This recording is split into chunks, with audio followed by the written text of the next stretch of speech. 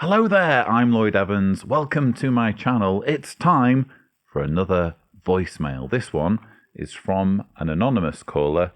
Let's hear what he has to say. Greetings, Lloyd Evans. First off, I would like to have not my name mentioned in the channel, but I was wondering my big question is, how can I go about conducting my own research without resorting to, lack of a better way of saying it, quote, apostate sources, like purely secular and something based on concrete, hard facts without just taking someone else's word? How can I go about finding evidence to really know the truth behind the truth? Well, I guess that's my question. If you respond, thanks. But well, anyways, just thank you for your time.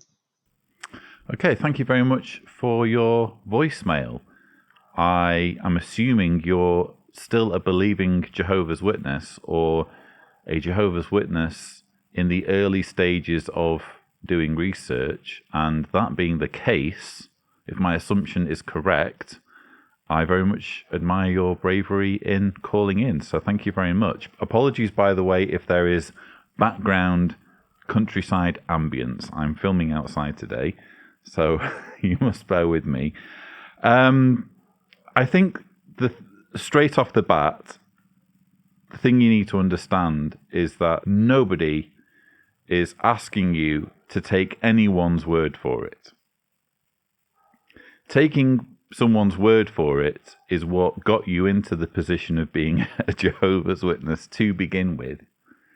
Because in any religion, you're given a series of claims or propositions, and you're just asked to believe. You're just asked to have faith. There's no evidence presented. It's just, oh, I'm telling you this. Oh, I'm telling you that in 1919, Jesus invisibly chose this particular religious group to be his faithful slave. Just take my word for it. That's what the Jehovah's Witness side is effectively doing. I can't help but a little bit take exception to you suggesting that apostate sources are an unreliable avenue of inquiry when it comes to doing research, because it's not like apostates are saying, just take our word for it. I'm sure there are some apostates who do reason in that way. That's never been my approach. My approach has always been, here's a claim or here's a question, and here's where you can find evidence to support what I'm saying in the organization's literature. And when I say the organization's literature, I mean not just the publications on Watchtower Online Library, but also the publications that stretch further back in time, or the publications that ordinary witnesses are not allowed to have access to, such as the Shepherd Book, such as the Letters for Elders, etc. Whom else are you expecting to draw attention to the problems that require research, if not former members who've gone ahead of you and have beaten this path that you're now embarking down? They're not telling you, just take our word for it. If they are, then they're not worth listening to. What you will find is that on apostate sources such as jwfacts.com,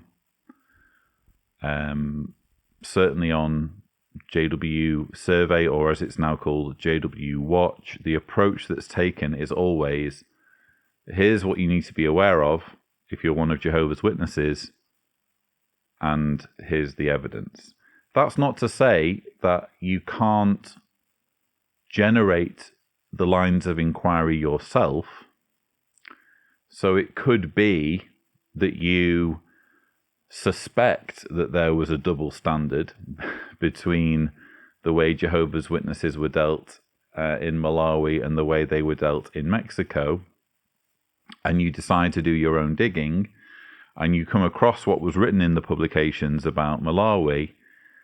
I guess the letters that prove the way the Mexican brothers were treated can only really be found on apostate sources, because Jehovah's Witness publications aren't going to make them available because they're embarrassing.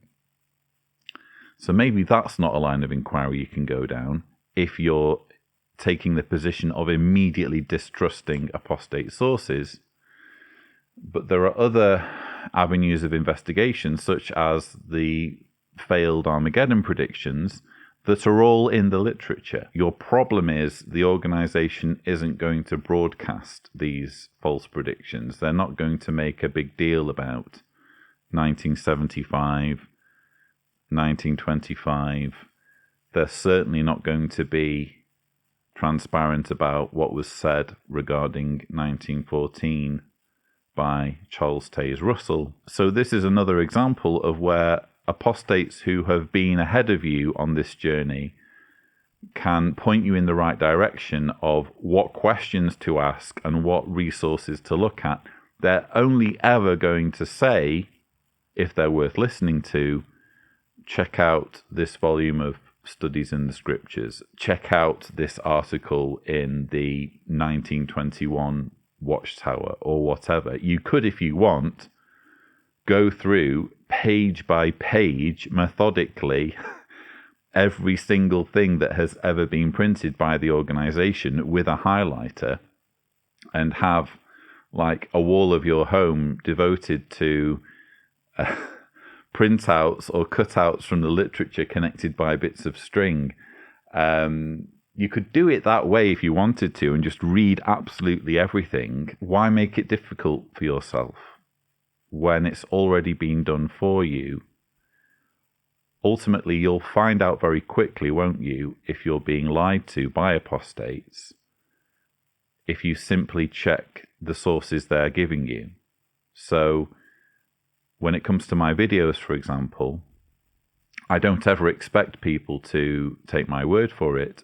By all means, look up the references I'm giving you in the literature and make sure I'm representing them properly. I'm quoting them in context. If you do that when you're on JW Facts for, let's say, I don't know, the first 10 or 20 times that you're reading something, so the first 10 or 20 instances of Paul Grundy saying, look at this, look at where they've said this, and you go to the actual Watchtower and Awake and check it, I don't know how many times you'd need to do that before you'd realize, he's not trying to mislead me, he's actually quoting properly, and therefore I can have a reasonable basis for assuming that when I read further information, he's not taking it out of context. But that's not to say that you don't check every single thing, no matter how many times he's getting it right. No one's saying that you can't do that. I'm just saying that I think that the organization hardwires it into Jehovah's Witnesses to be automatically distrustful of anything that former members say. And they would, wouldn't they? Of course they would. But realistically, who better to turn to than people who have been through the experience already and have left a trail of breadcrumbs that you can check out. If you think about it, this is exactly the way we do things in every other area in life. If you're thinking of buying a car, you don't purely go off what the manufacturer says about it in their sales brochure or in their commercial. You might Google the car and be especially interested in what existing or former owners have to say about it. That might be where you go to first. You want to hear the very worst about this car, perhaps, before you go to the expense of buying that car. You want to know the worst of it. You want to be prepared. Why would you do things any differently when it comes to religion, when it comes to the investment of essentially your life in a set of beliefs? So a few things hopefully to think about there. Bottom line, nobody is asking you. Just take our word for it. There are lots of resources online for you to check out and where you can validate the authenticity of what's being presented. Or if you want to, no one's stopping you from digging out studies in the scriptures and the Golden Age articles and just going through it page by page, if that's the way you want to do it instead. So that's my answer to your voicemail. If you would like to leave a voicemail, the thing to do is go on speakpipe.com/Cedars, remembering to state clearly if you don't want your voicemail to be played. But that's all I have for you today. Don't forget to subscribe to the Lloyd Evans channel for more such videos. And as always, thank you for watching.